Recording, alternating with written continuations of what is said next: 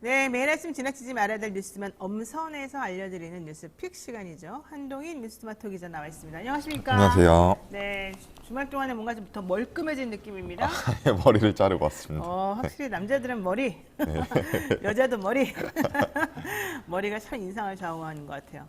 자, 그건 그런데 주말 동안에 또 민주당은 여전히 시끄러웠군요. 네, 그렇습니다. 지금 우상호 위원장 화났어요. 네. 수박 발언하지 말아라 이런 네. 거죠 지금. 왜 이럽니까? 그러니까 일단 우상호 비상대책위원장이 취임 일성으로 네. 당내 강성 팬덤과 지금 현재 이를 둘러싸고 빚어지고 있는 개파간 신경전 조짐에 레드카드를 꺼내 들었는데 어제 열린 기자간담회에서 수박 이런 단어를 쓰는 분들은 가만히 두지 않겠다. 네. 심지어 공당 대표에게도 수박이라고 하기도 하고 있고 자기 네. 모멸이다 이렇게 지적을 했고 지금 인신공격이나 흑색선전, 개파적 분열의 언어를 엄격히 금지하겠다.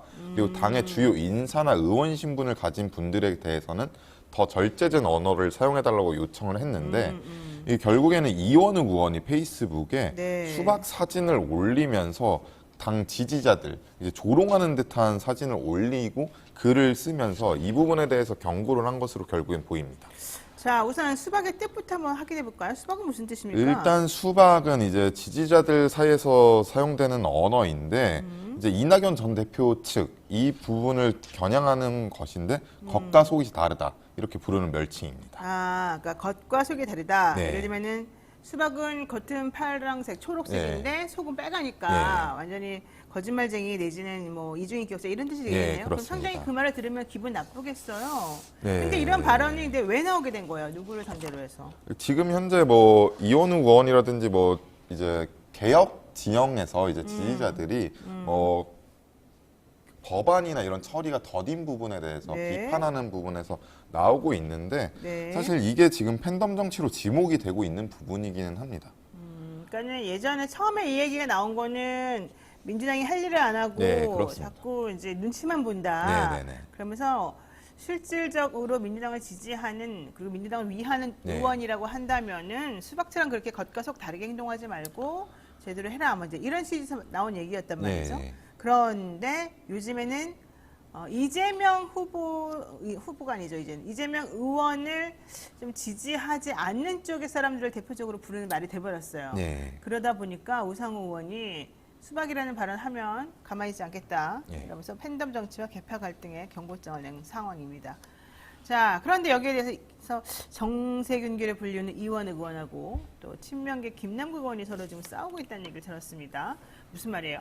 지금 뭐 이원우 의원 같은 경우에 뭐 수박 사진을 올리면서 페이스북 글을 올리면서 논란이 되기도 했는데 네. 일단 당 모임인 철험회 여기에 대해서 해산을 권유하기도 했고 아, 철험해 보고 해산하라? 네, 그래서 이제 김남국 의원이 이 부분 향해서 어쨌든 이원우 의원도 정세균계로 분류되고 네, 있기 그렇죠. 때문에 네. 개파 정치로 천수를 누렸던 분들이다. 천수를 누렸다. 이렇게 받아치기도 했고요. 네. 지금 이낙연계로 불리는 윤영찬 의원 같은 경우에도 이수진 의원을 겨냥해서 이런 분들과 같은 당으로 정치를 하는 게 무슨 의미가 있을까? 허탈감까지 들었다 이렇게 지적을 하기도 했고 이인영 의원 같은 경우에도 네, 네, 네. 지금 혐오와 저주의 주문이다. 너무 아니다. 이렇게 적고 있습니다.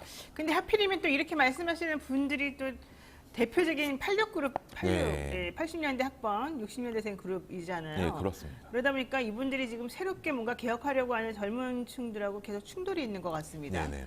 여기에 대해서는 지금 당 내부적으로 좀 수습을 해야 될 것 같은데 그런 건 없나요? 지금 현재 당내 수습을 위해서 일단 우상호 위원장이 나선 상황인데 근데 우상호 의원도 별로 뭐 근데 어쨌든 결국에는 팬덤 정치가 지금 문제가 되고 있기는 한데 네. 지금 어쨌든 이원우 의원 같은 경우는 정말 부적절하다 네. 이런 지적이 나오고 있는 게 어쨌든 지지자들의 언어이고 당을 위한 언어인데 지금 이렇게 조롱 섞인 얘기를 하는 것 자체는 그러니까요. 굉장히 문제가 있는 이원우 것처럼 의원은 그 보입니다. 특히 전략공천위원장도 하시고 네, 네, 관력이 네. 있으신 네, 분인데 그렇습니다. 좀 기분 안 좋다고 해서 이렇게 비아냥거리고 조롱하는 거를 이렇게 페이스북에 올리시는 거는 좀 너무 심한 거 아니냐. 네. 좋아요. 뭐 철험회가 이길지 다른 사람들이 이길지 우리 뭐 지켜보는 입장입니다만은 좀 그만 좀 하십시오. 솔직히 말해가지고 왜들 그렇습니까? 뭘 잘했다고 다들 그냥 이게 너무 창피스러운 거 아니에요? 예? 책임은 다 같이 지는 겁니다. 뭐 본인들은 뭐 뒷짐지고 멀리서 다 뜯어 말렸나요 그동안에? 아니잖아요. 다 똑같이 잘못해놓고 이제 와가지고 뭐 누구 한 명한테 책임을 전가시키면 행복합니까? 행복하십니까? 그게 옳습니까? 저는 정말 부적절한 것 같아요. 그러지 마시고 큰 정치를 해주십시오. 큰 정치. 정치인들이 왜 이래요 정말. 나 정말 정치 못할 것 같아. 우리 하지 맙시다. 자, 두 번째 이슈 보겠습니다. 이것도 또 문제네요. 다누림 건설? 야, 이름은 참 멋있어요. 예. 근데 뭔가 느낌이 나고 냄새가 솔솔솔 풍기는데 어쨌든 이 다누림 건설이라는 회사에서 용산 대통령 집무실 리모델링 6억에서 7억 사이에 해당하는 그 돈이라던데 예. 이 공사를 지금 혼자 그냥 탁 한 큐에 따는 거잖아요. 예, 그렇습니다. 와, 대단한데요. 일단 경기도 포천시의 다누림 건설이 위치해 있는데 네. 간유리 교체 작업을 맡았습니다. 간유리. 네. 네. 근데 그동안 수주한 관급 공사가 3건이고 수주액은 8,300여만 원에 불과하다. 아이고, 네, 그리고 이게 사실 네. 남양주 지역에 있었는데 경기 포천으로 이전을 했고요. 네. 조달청 나라장터에 나라장터. 올라온 계약 내역을 보면은 지금 현재 모두 3건의 관급 공사를 수주를 했는데 의정부에 위치한 중학교 교무실 및 관리실 리모델링, 그리고 포천시 한탄강 사업소 시설 보강 사업, 그리고 포천시 농업기술센터 리모델링 해서 모두 경기 북부 지역에 몰려 있는 관급 공사를 수주를 했고 이 부분에 관련해서 지역 소규모 업체이고 최고 등급의 보안이 필요한 대통령실 리모델링 공사인데 이게 수의 계약으로 따낸 것이 논란이 되고 있고요.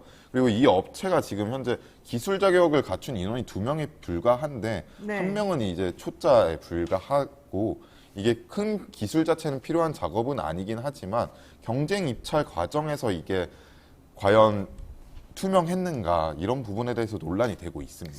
그러니까 이게 대통령 비서실에서 여기만 콕 찍어가지고 계약을 체결했다는 거잖아요. 네, 그러니까 그렇습니다. 아니 어떻게 비서실에서 얘네를 어떻게 알았을까? 첫 번째. 네. 두 번째. 알았다고 치더라도 뭐 이런 공사를 해본 업체가 사실 많을 텐데 네. 굳이 이 업체하고 꼭 해야 되는 이유가 뭐였을까? 네. 세 번째, 뭐 또 요즘 들리는 소문에 의하면 그 업체의 뭐 대표격인 누군가가 또 이 김건희 여사님의 뭐 인척이다라는 소문이 네. 쭈루루 나와 있더라고요. 근데 믿을 건 아니니까 제가 구체적인 관계에 대해서는 말하지 않겠습니다만은 이런 것들을 다 이렇게 종합적으로 생각합니다. 우리 법원에서 재판할 때 항상 하는 말이 있어요. 판사님들이 이상의 점을 종합하여 살펴보건대 뭐 이런 얘기 나오는데 종합해볼 때 좀 뭔가 미심쩍은 게 확실히 있네요. 네, 그렇습니다. 지금 간유리라는 게 일단은 투명한 유리에 뭐 이렇게 해서 반투명하게 만든 자재라서 그렇죠. 사실 이게 어려운 기술력을 요구하지는 않는데 지금 그 용산 주변에도 이런 작업을 할 수 있는 업체가 충분히 많겠죠. 많음에도 네, 불구하고 50km가 떨어진 포천에서 이렇게 작업을 수의 계약을 한 것 자체가 지금 의혹이 있을 수밖에 없는 거고 그리고 윤석열 대통령실 일단 친인척이라는 의혹에 대해서는 일단은 사실 무근이라고 그건 아니래요? 밝혔습니다. 네. 그러면 좋아. 친인척은 아니고 예. 두 번째 그러니까 뽑히게 된 수의 계획을 하게 된 과정은 뭐예요? 수의 계약 자체는 지금 원래 이런 리모델링 공사라든지 일단 뭐 최고 등급 보안이 필요한 작업에 대해서는 보통 비서실에서 하지 않는데 이번 작업만 비서실에서 수의 계약을 했습니다. 그래요. 좋아요. 자, SNS에는 다누림건설 대표와 이사가 윤석열 대통령 배우자인 김건희 여사의 친인척이라는 의혹이 퍼지기도 했으나 대통령실은 저는 사실 무근이다라고 얘기를 했고 근데 뭐 대통령실에서 사실 무근이라고 했다가 나중에 밝혀진 게 엄청나게 많잖아요. 네. 자, 그 다음에 또 나라장터에 따로 공고를 내지 않았는데 어떻게 이렇게 보안상 문제가 되는 수혜계획을 맺었을까 이런 것도 해결이 계속 안 되는 거잖아요. 예, 그렇습니다. 비서관실에서 자체적으로 파악한 게 4-5개 업체에 불과하고 네. 여기서 가장 낮은 가격을 낼 업체를 선정했다고 설명을 하고 있는데 네네. 여전히 아직 풀리지 않는 점이 많은 것 같습니다. 그래요. 자, 근데 사실 좀 만약에 이게 사실이라고 하더라도 좀 얼마 좀 이게 만약에 막 몇천억짜리 공사라 그러면 모를까. 이거 해봤자 뭐 한 이익이 나봤자 얼마 나겠어요. 만약에 한 6, 7억짜리면 절반 정도가 순이익이라고 치더라도 3, 4억 정도 받으려고 이런 무리수를 둘까요? 과연? 예, 그래서 지금 이 부분 관련해서 제대로 좀 밝혀져야 될 것 같은 게 일단 설치 공사 자체는 6억 8천만 원 정도인데 일단 이 업체가 공사 능력을 종합 평가하는 시공 능력 평가액 자체도 수주액의 절반 정도인 3억 원대밖에 불과하지 그렇죠. 않아서 네. 지금 계속해서 이 부분 관련해서는 제대로 밝혀져야 될 것 같습니다. 지금 야당에서 뭐라고 합니까? 야당에서도 이 부분에 대해서는 지금 현재 뭐 친인척 관련한 의혹도 있고, 근데 친인척 관련한 의혹이 마냥 뭐 그냥 단순하게 의혹으로 볼 수 없는 부분이기 때문에 제대로 밝혀져야 된다 이렇게 요구하고 있습니다. 저는 좀 기분 나쁜 게 이거더라고요. 단일임 건설하고 이 대통령 비서실에서 얘기하고 있는 것 중에 하나가 뭐 경쟁 입찰 공고였으면 단일임 건설은 시공 능력 평가의 기준에서 미달이 돼서 참여가 제한됐을 것이다. 하지만 수의 계약이라서 절차적 문제 없이 계약했을 것으로 보인다고 말했다. 아니 수의 계약이면 그냥 친인척 해도 되고 아무나 해도 되고 아무런 그 실적 없어도 되나? 이거 아니잖아요. 네. 저는 이런 식의 대답은 좀 오히려 적절하지 않은 것 같아요. 자 어쨌든 뭐 뭔가 특별한 그들에게 뭔가 특별한 게 있다. 엄청난 우리들이 잘 모르는 엄청난 뭔가 능력이 있기 때문에 이런 일이 벌어지지 않았을까 생각이 들기도 합니다. 네, 자 오늘 여기까지 말씀 나누겠습니다. 고맙습니다. 네.